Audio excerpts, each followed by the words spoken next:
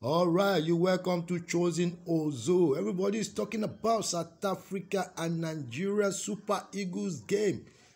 Yes, that game is tough. It's going to be tough.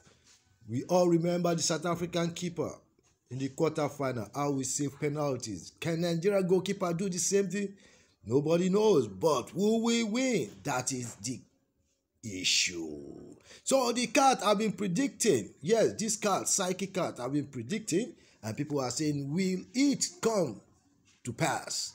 The Nigerian prediction, will it come to pass? The Cote d'Ivoire and Democratic Republic of Congo prediction, will it also come to pass? So let's show you the prediction for Nigeria and South Africa.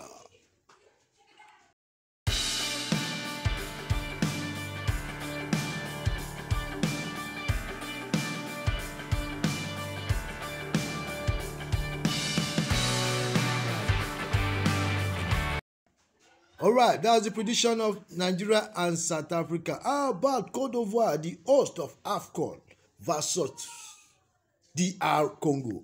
Let's watch.